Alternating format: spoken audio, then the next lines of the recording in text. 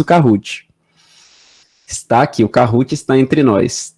Temos 12 perguntinhas para responder. Beleza?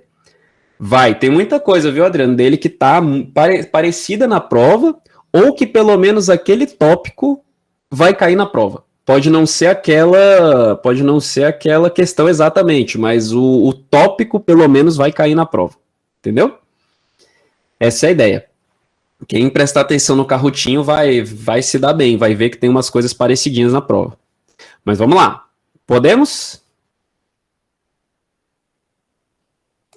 Mano, eu não quero saber de vocês em recuperação, não. Eu quero ver lá, prova de recuperação 3. Eu vou corrigir numa cadeira de praia, comendo um siri desse tamanho, e vai ser rapidão. Pá, pá, pá. Manda pra direção e acabou. Acabou. Quero saber de ninguém aqui de recuperação, não.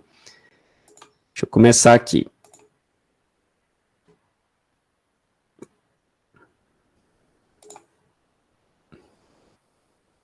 Já fui, eu tenho família lá em João Pessoa. Curto demais. Me amarro em João Pessoa.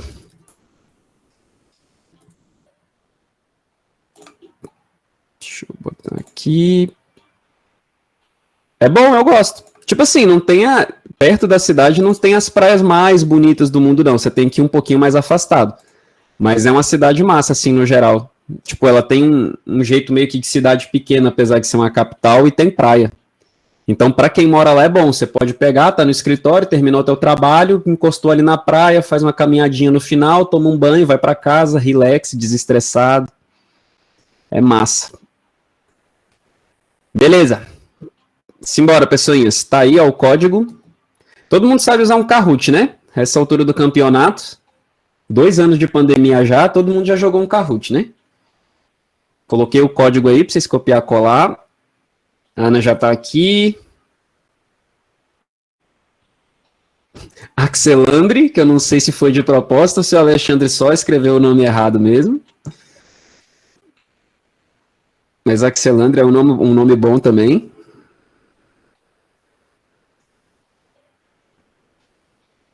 Foi de propósito? Ah, então tá beleza. Se é de propósito, então tá tudo certo. Adri lindo, porque autoestima é tudo. Se a gente não se amar, quem vai amar a gente?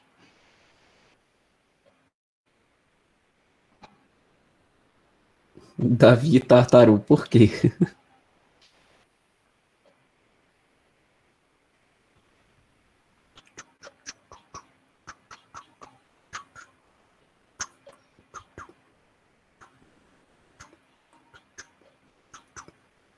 Eu amo a musiquinha do Kahoot. Muito boa, vou botar a musiquinha.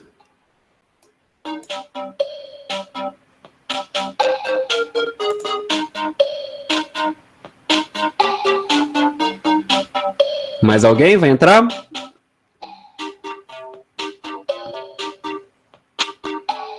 Estou calmo, temos tempo. A gente está de boa.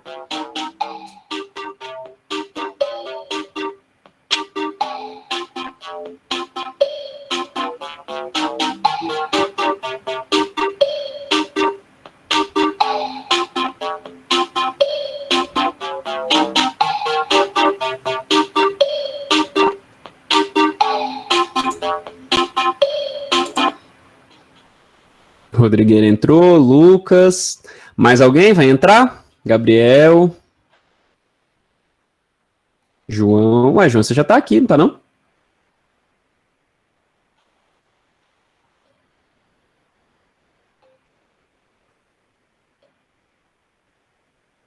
Ah, tá. Entra aí. Quando você entrar, a gente começa. João. Beleza. Foi? Mais alguém vai entrar? Pode começar então?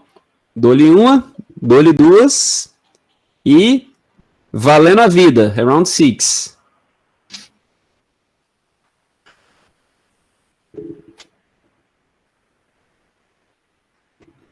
A ovelha Dolly foi feita com o DNA de uma ovelha A, o ovócito de uma ovelha B e gestada pela ovelha C. Com quem Dolly se parece? Ovelha A, B ou C?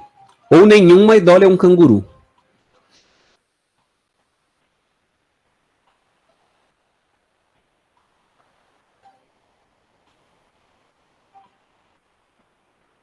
Boa, a maior parte acertou. Teve um ali no canguru, né? Porque é difícil, né? Às vezes saber canguru e ovelha tá próximo ali, tá? Mas é ovelha A, tá? Por quê? A ovelha A é a que doou o DNA na hora que foi feita a clonagem da Dolly. Então, o DNA é o que define todas as nossas características. Se o DNA veio da ovelha A, ela vai se parecer com a ovelha A. Beleza? João, Axelandre e Letícia. Então, simbora. Próxima. Vamos lá. Com a industrialização, grandes níveis de CO2 estão sendo despejados na atmosfera. O CO2 não causa. Aqui, cuidado com o peguinha das palavras, tem não, tá? É o que ele não causa. Dessas 4 coisas, qual é a única que não é culpa do CO2?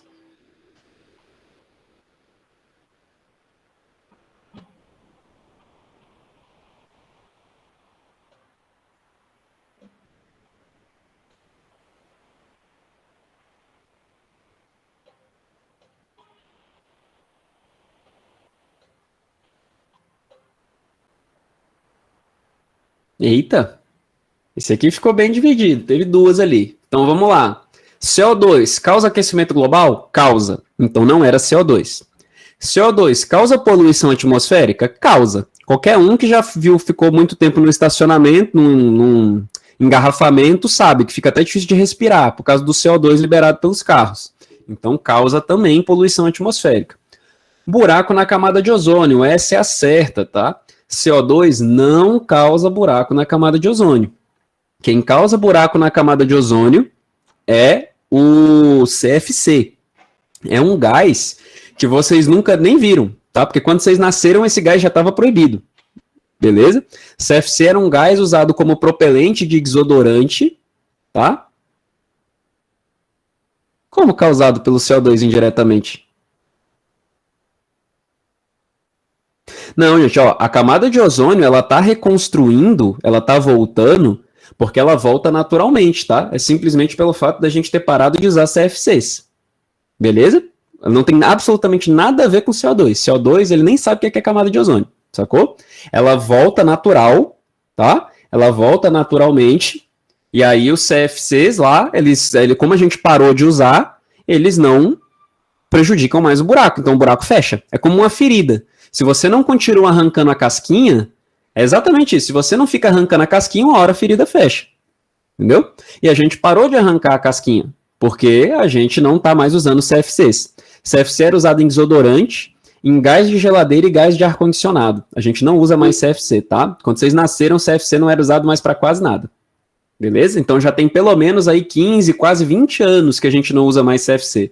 Por isso que o buraco está fechando. Tá? Então, a acidificação dos oceanos, CO2 causa? Causa, tá? CO2 causa a acidificação dos oceanos. Quando você tem muito CO2 na atmosfera, você capta o CO2 para o mar, e a mistura do CO2 com a água do mar forma uma coisa chamada ácido carbônico, ou nome, ácido carbônico, tá? Isso acidifica os oceanos. E aí isso gera N problemas, tá? Porque isso mata o recife de coral, isso mata os peixes, isso aí é um problemaço nos oceanos atualmente, tá? Esse é o rolê. Então, o que o CO2 não causa é a camada de ozônio, tá? Ele não tem nada a ver com camada de ozônio, nem para bem nem para mal. Ele é totalmente alheio à camada de ozônio, tá? Próxima. Vamos ver quem deu aqui. Pedro, o Axelandre e a Tainara. Mudou bastante já o pódio. Vamos lá. Verdadeiro ou falso? Os parques nacionais e as áreas de proteção ambiental, as APAs, estão sob a mesma categoria de unidade da conservação, as unidades de proteção integral. Vocês responderam rápido essa? Ou vocês chutaram muito rápido, ou vocês estão muito fera nas categorias. Chutei. A sinceridade é a melhor coisa que você manter. Chutei. 50%. É bem cara de chute mesmo. Quando é 50% um lado, 50% o outro, geralmente é chute. O que rola? Parques nacionais são unidades de proteção integral? Sim. Mas APAs não. Para pensar. Lembra que a gente comentou em sala? A água que a gente consome vem da APA, Área de Proteção Ambiental, da bacia do Rio Descoberto, lá em Águas Lindas. É de lá que vem a água que a gente bebe. Se você pode beber a água, não é unidade de proteção integral.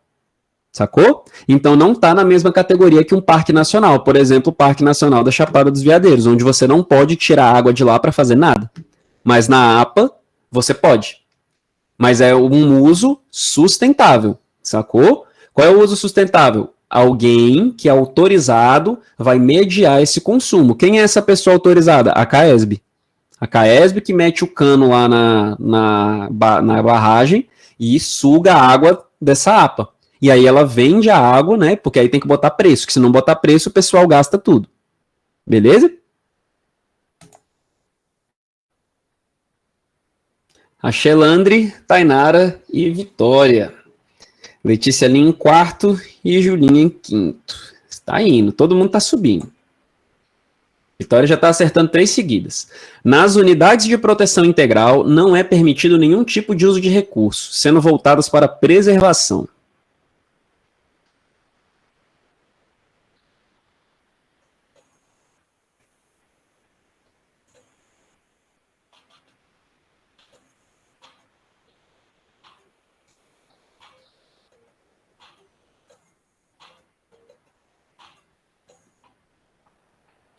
O Peguinha.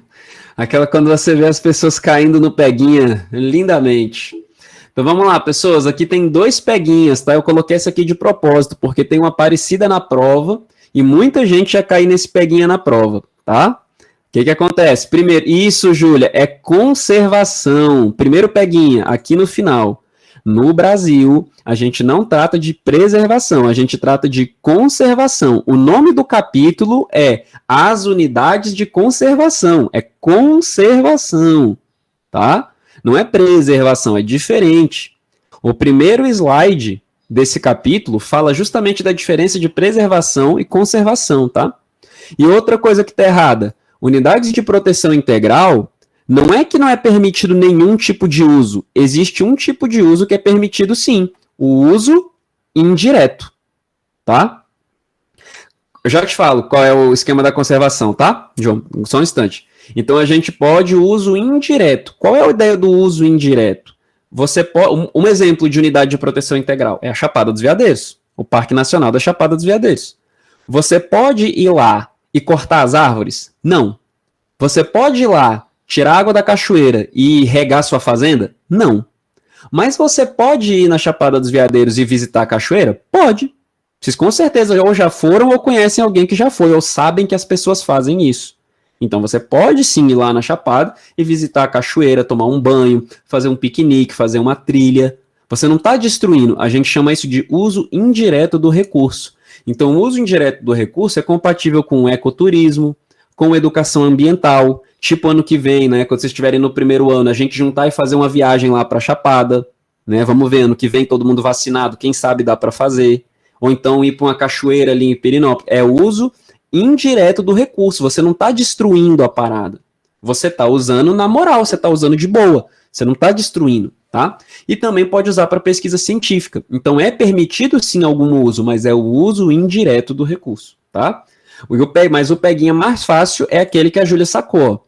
Não é preservação, é conservação, tá? E aí qual é a diferença? Preservação é você passar uma cerca em deixar intocado. Ninguém vai nem ver aquilo. E você consegue ir num parque nacional, você consegue ver, você consegue visitar. Então não é preservação, é conservação. Significa que você pode ter uso direto ou indireto, no caso aqui é o indireto, só que um uso tranquilo, né? Um uso dentro do permitido. Sacou? Mas esse é o principal peguinha, não é preservação, é conservação, ok? Próxima, vamos ver o que deu aqui. Mudou pouca coisa. João subiu um pouquinho e MPM, que eu não sei quem é o MPM, ou a MPM. Mas deu uma subidinha também. Então o João deu uma subida boa. Se estava em 11, subiu, deu uma subida boa. Vamos lá. Os Estados Unidos não assinaram um importante documento climático histórico por alegar que afetaria a sua economia. Qual foi? Desses 4 aí, qual foi o documento que os Estados Unidos não assinou?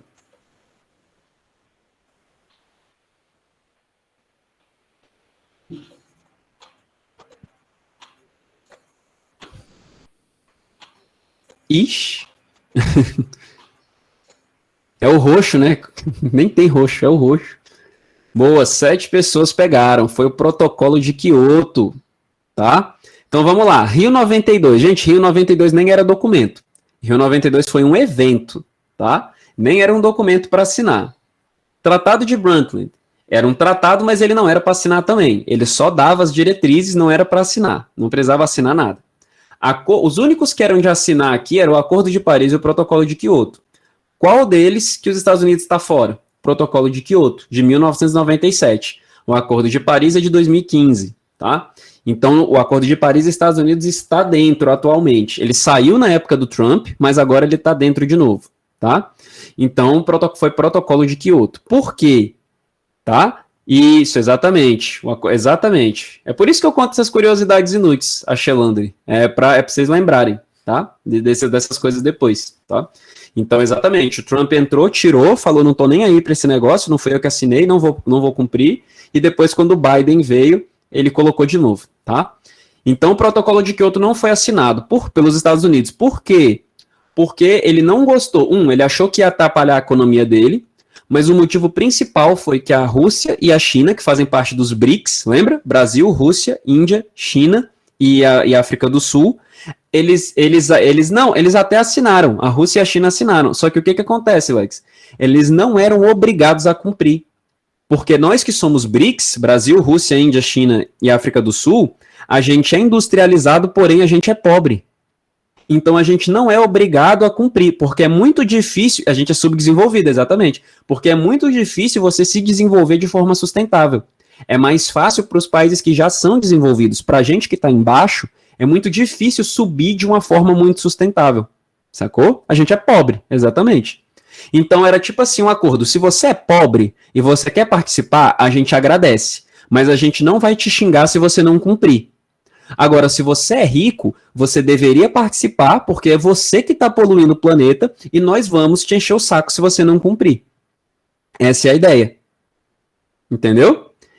Eles não chutaram os pobres, exatamente. Você pode participar, a gente agradece, inclusive. Mas você que tem grana, você deveria cumprir, porque você que está poluindo o planeta. Nessa época, gente, os Estados Unidos e a Inglaterra, eles eram responsáveis por, tipo assim, 60% da poluição. Sacou? Hoje em dia é mais equilibrado, porque a Rússia, a China, o Brasil, todo mundo está poluindo muito, infelizmente. Mas na época era muito polarizado. Os Estados Unidos era muito industrializado e o resto do mundo não. Né? A Europa também e o resto do mundo não. Agora, hoje em dia está mais equilibrado, mas ainda China e Estados Unidos são os maiores poluidores, de longe. Tá? De longe, de longe, de longe. Então foi o protocolo de Kyoto que eles não assinaram, tanto por essa questão econômica quanto pela questão política. Tá? Infelizmente agora todo mundo está poluindo igual. Não igual, né? Mas assim, todo mundo está poluindo muito mais do que deveria. Joãozinho em segundo, Pedro subiu para terceiro, Letícia subiu para quarto. A Shelandri tá lá ainda, disparado no primeiro.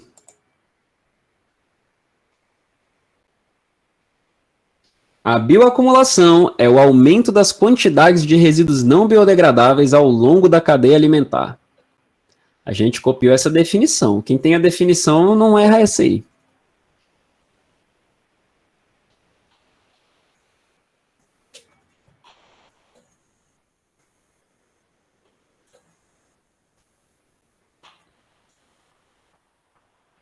Meu Deus. É falso, gente. Bioacumulação não é no sentido da cadeia alimentar. Essa é magnificação trófica. Tá?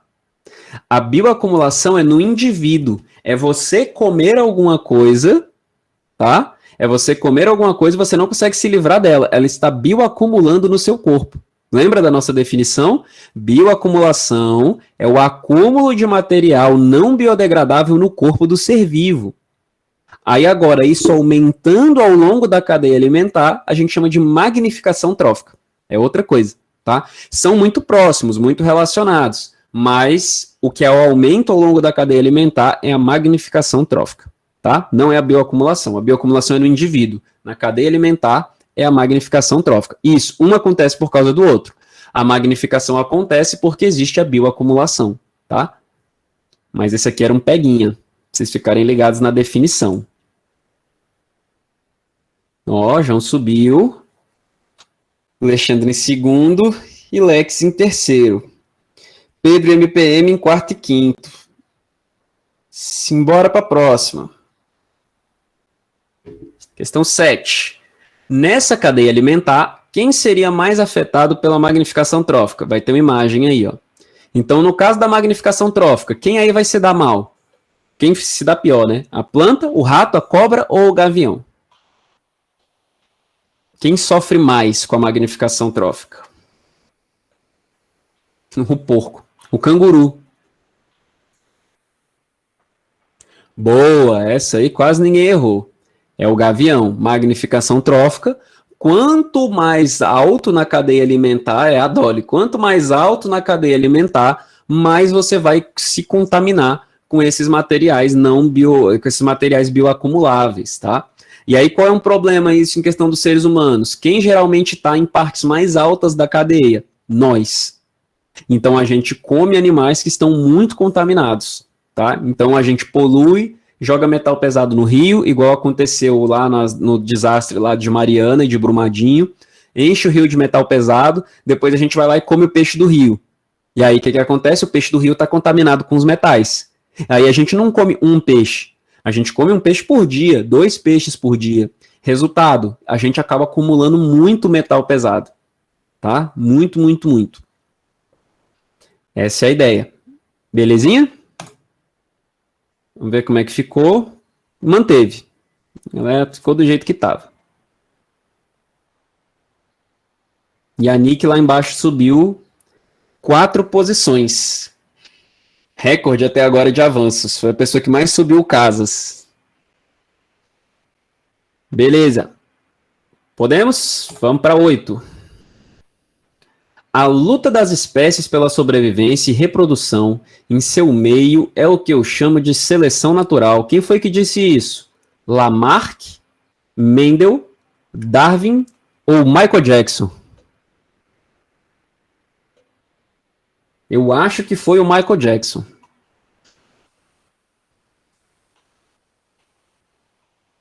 Fica a dica aí na prova. Estudar a biografia do Michael Jackson. Darwin. Uma boa parte aí acertou, exatamente, foi Darwin. Ó, Lamarck. O que Lamarck falava? Lamarck é lei do uso-desuso e herança dos caracteres adquiridos. Ou seja, lei do uso-desuso. A girafa estica o pescoço, por isso o pescoço fica grande. E ela passa esse pescoço grande que ela adquiriu para o filho. Lamarck é o coach. Se você se esforçar, você pode melhorar e os seus filhos vão herdar a sua melhora. É aquela coisa de você achar que o filho do Fuca vai nascer bombado, tá? Então, então seleção natural não é Lamarck.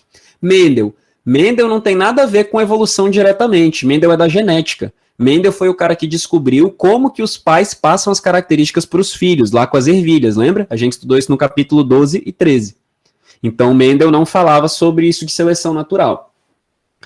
Então, sobra Michael Jackson e Charles Darwin. Difícil, né? Então, entre Michael Jackson e Charles Darwin, eu fico com o Charles Darwin, tá? É o Darwin que cria o conceito da seleção natural. Então, para Darwin, como é que funcionava o rolê? Para Darwin, não é que a girafa ia esticar o pescoço e o pescoço ia ficar maior. Naturalmente, existiam girafas de pescoço um pouquinho maior e de girafas com pescoço menor. Essas que tinham um pescoço um pouquinho maior, elas conseguiam alcançar mais folhas no topo das árvores, elas ficavam mais fortes, mais bem nutridas, mais alimentadas, e com isso elas tinham mais filhos e sobreviviam mais. E aí a próxima geração vai ser filho, em maioria, dessas girafas pescoçudas. Então rolou uma seleção natural, tá? Essa é a ideia. Tranquilo? Então, o Michael e o Davi eram irmãos. Diga, João. Manda lá.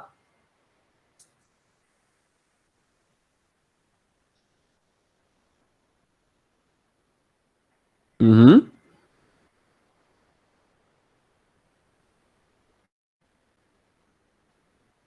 Como assim reverter? Ainda tem pessoas míopes, não reverteu. Você diz como existem pessoas míopes se era para todos terem sido extintos. É isso que você está dizendo. Ah, tá. O que é que rola? Porque sempre tinham algumas pessoas que ela era um pouquinho míope, tipo 1 grau.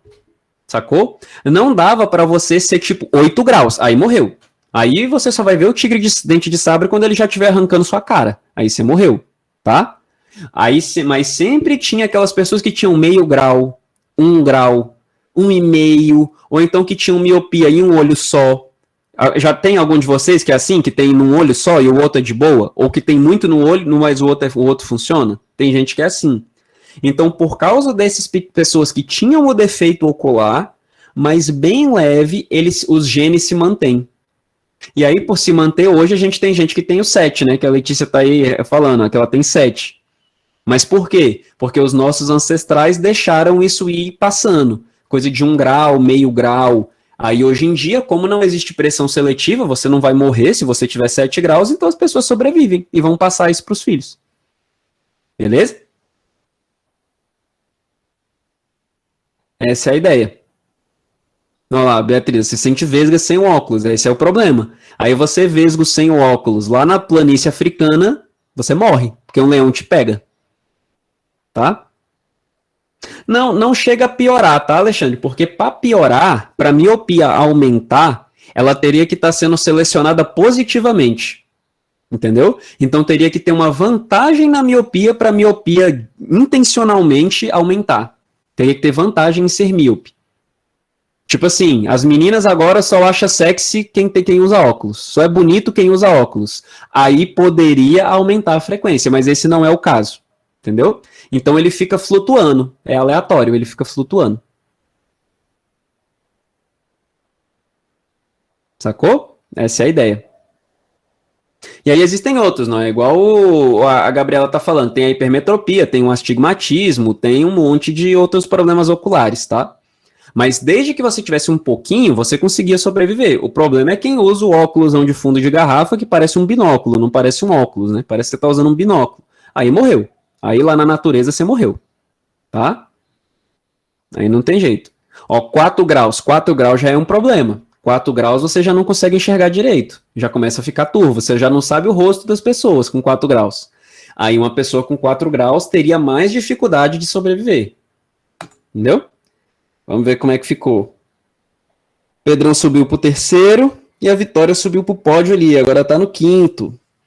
Lex em quarto, João em primeiro e Alexandre em segundo. Então, vamos lá. Próxima. As asas dos morcegos e as asas de uma mosca são considerados órgãos homólogos. A gente viu isso na nossa última aula.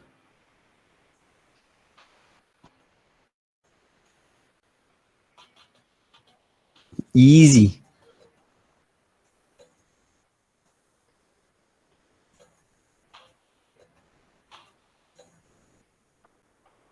Falso, pessoas. Falso, falso, falso. Tá? O que acontece?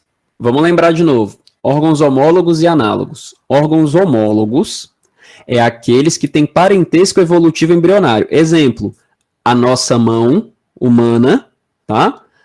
A mão, o braço de um gato, vamos supor, o braço de um gato, de um cachorro, o braço da baleia, o braço do morcego, tá? Se você olhar os ossos, todos têm os mesmos ossos, só que em proporções diferentes. A baleia, por exemplo, ela tem os dedos muito longos. O morcego também tem dedos longos. Nós, humanos, temos o braço mais longo, tá? Então, o que acontece? Isso são homólogos. Os ossos são os mesmos, mas cada um adaptado para o seu habitat. O morcego para voar, a baleia para nadar, o humano para usar ferramentas e o gato para ser um gato, tá? Mas é homólogo, eles vieram do mesmo lugar, sacou? Então, homólogo é um tipo de evolução divergente, porque você começa no mesmo lugar e aí cada um vai para o seu canto, beleza? É análogo, João, análogo.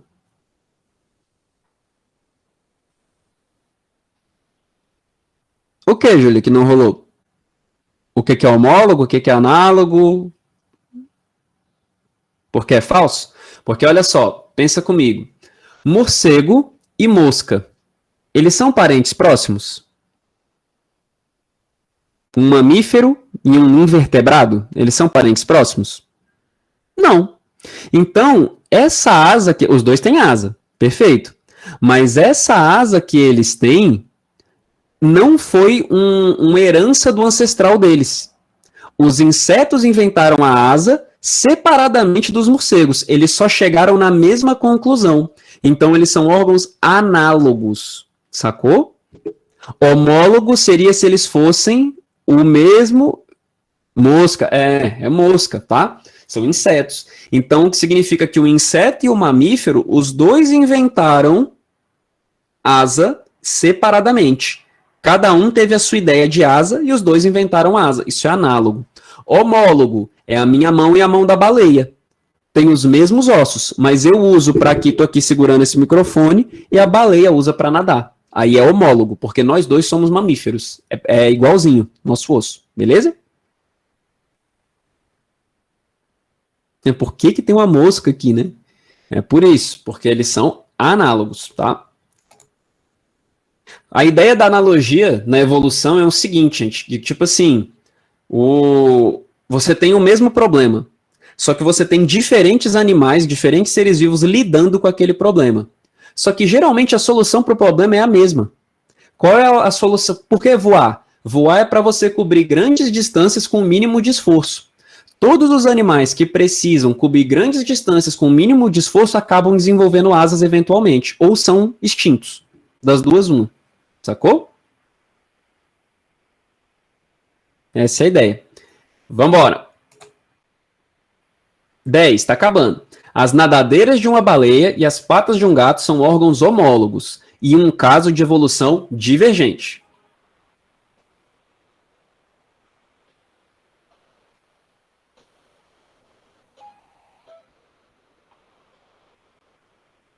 Boa, já melhorou bastante. Já melhorou bastante. Quem errou provavelmente entendeu o homólogo, entendeu que é aquilo que a gente estava falando, gato e baleia, os dois são mamíferos. É homólogo, tá certo, tá? Mas talvez tenha ficado bolado com o divergente, tá? Mas é divergente, tá, gente? Porque imagina o seguinte, imagina aqui, ó, esse é o ponto de partida, tá? Esse é o ponto de partida onde nós temos todos os mamíferos. A partir desse ponto vai divergir os órgãos dos humanos, os órgãos dos gatos, os órgãos da baleia, o órgão do morcego. Então, uma evolução divergente. Você sai da mesma estrutura básica e diverge para várias estruturas derivadas. Beleza? Sacou? Mas é tranquilo, Alexandre, é só pensar, ó. De novo, se for a mesma origem embrionária e evolutiva, por exemplo, nós, mamíferos, né? Que você tem a nadadeira da baleia, a asa do morcego, a pata do gato e a mão do humano. Nós todos somos mamíferos. A gente herdou esses braços com esses ossos do nosso ancestral mamífero. Todos os mamíferos têm. Mas cada um usa do seu jeito. Um usa para voar, nós usamos como mão, os gatos usam como pata e as baleias usam como nadadeira. Isso é homólogo, porque foi nos dado pelo nosso ancestral comum, tá? É o motivo da asa do morcego não ter pena, exatamente. É o motivo da asa do morcego não ter pena, porque pena foi a estratégia que as aves inventaram para pena. Não nós mamíferos inventamos uma membrana, tá?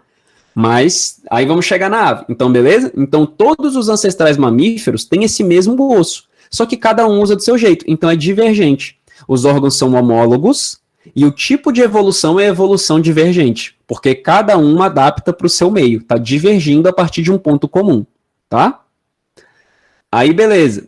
Quando o ser humano vai inventar asas? Só se tiver uma pressão, tá, Letícia? Se houver uma pressão seletiva para os seres humanos inventarem asa, quem sabe daqui a bilhões de anos a gente tenha. Só que não existe essa pressão, entendeu?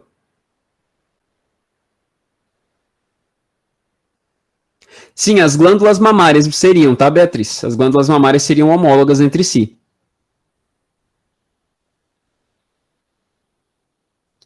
Tem como fazer artificialmente, Ana, mas não no sentido da asa.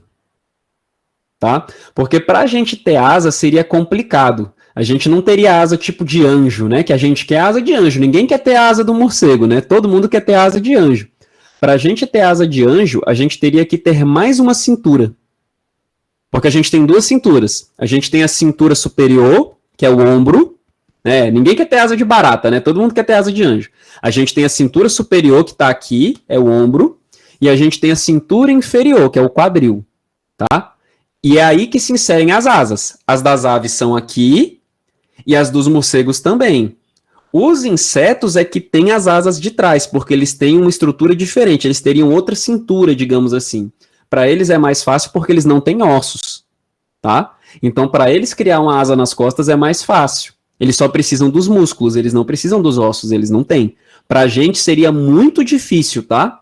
Na nossa estrutura, seria muito difícil modificar ela para ter asas. O que seria mais provável? Se por algum motivo louco o ser humano precisasse voar, provavelmente a gente seria extinto, tá? Porque seria muito difícil da gente conseguir se adaptar, porque o nosso corpo não tem esse frame de conseguir instalar uma asa. Seria muito difícil, tá? Eu tô voando com asa de barata, exatamente. Beleza? Então, Letícia foi para terceiro, Pedro segundo e João tá lá em primeiro. O João já tá com uma diferença boa do resto da galera. Então, provavelmente que ia rolar em extinção, tá, Bia? Porque a gente não ia conseguir se adaptar. Vamos lá. As grandes lacunas na teoria darwinista eram a variabilidade entre indivíduos e a hereditariedade das características. Lacunas no sentido de Darwin não sabia explicar isso aí. Boa, a maior parte acertou, exatamente. Darwin não entendia por que existiam girafas com um pescoço um pouco maior e girafas com um pescoço um pouco menor. Darwin não entendia por que o João é diferente do Alexandre, que é diferente da Beatriz. Darwin não entendia, tá? Ele falava, não sei, não sei. Eu não sei por que isso acontece, eu só sei que acontece. E já que os indivíduos são diferentes, a seleção natural atua sobre eles de forma diferente. O mais apto vai sobreviver, o menos apto vai morrer. Essa é a ideia do Darwin. E ele também não sabia como que esses caracteres eram passados para os filhos. Quem descobriu isso foi o Mendel, alguns anos depois. Tá? E aí o neodarwinismo, que a gente colocou, que a gente veio depois, né, e fez o neodarwinismo, é justamente isso. É pegar o que Darwin não sabia, que era a variabilidade, a genética, a hereditariedade, e colocar na teoria do Darwin. E aí ela fica completinha. Tá? Essa é a ideia. Então, João em primeiro, subiu, Alexandre pegou o terceiro lugar. Última. O apêndice humano e os dentes cisos são evidência da evolução. Eles são categorizados como... Como é que é o nome do apêndice e dos sisos? Eles são o quê?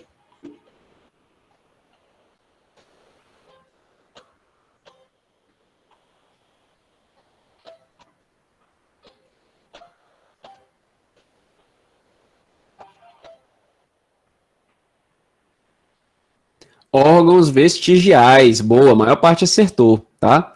Como assim órgão vestigial? Ele é um resto do nosso passado, tá, gente? Antigamente, o ancestral dos seres humanos e de todos os primatas, ele era herbívoro. Ele comia folha do alto das árvores, tá? Então, o que acontece? A gente precisava do terceiro molar. Isso, são vestígios, exatamente. Então, a gente precisava do terceiro molar, que serve para mastigar folha dura. E é folha muito dura, tá? Não é folhinha de alface, não. É folha dura, folha que fica lá na árvore, tá? Folha selvagem, assim. Hoje, a gente mastiga folha selvagem? Hoje, a gente come capim? Não. Então, a gente não precisa mais do siso. Hoje, ele só serve para inflamar e entortar seus dentes. Só para isso. Tá? Tanto que algumas pessoas já começam a nascer sem eles. Porque aí, o que acontece? Surge uma mutação, onde a pessoa nasce sem siso, e isso acaba sendo uma vantagem. Então, aos poucos, né? Hoje em dia não, porque como hoje em dia a gente tem dentista, mas pensem que antigamente as pessoas morriam por causa de siso, tá? O siso inflamava, a pessoa tinha uma infecção generalizada na boca e morria. Morria, tá? Foi nos últimos 150 anos aí que a gente inventou dentista. Antigamente o povo morria por causa de siso, tá? Ou ficava com a boca toda torta. Mas tinha gente que morria. O siso podia matar antigamente. Tá? E essa é a ideia. Belezinha? Então é vestígio. Mesma coisa o apêndice. O apêndice humano, ele nos herbívoros é uma câmara de fermentação. É um lugar para você ter mais tempo de digerir as folhas, que são muito difíceis de digerir. Nós estamos comendo essas folhas difíceis de digerir? Não. Então o apêndice hoje só serve para inflamar. Serve para nada. Tá? Ele só serve para inflamar. Não, porque ele está atrofiado, João. Ele está tanto tempo sem usar que não tem benefício. Aí as pessoas que têm ele cada vez menor e cada vez mais reduzido têm uma certa vantagem, porque não morrem de apendicite. Aí, lógico, no ser humano isso é complicado. Esses órgãos vestigiais, eles se arrastam no ser humano. Por quê? Porque a gente tem médico, a gente tem dentista. Então, uma coisa que era para te matar, não te mata. É a mesma coisa do óculos. Um siso era para te matar, mas não está matando mais, porque você tem dentista, tá?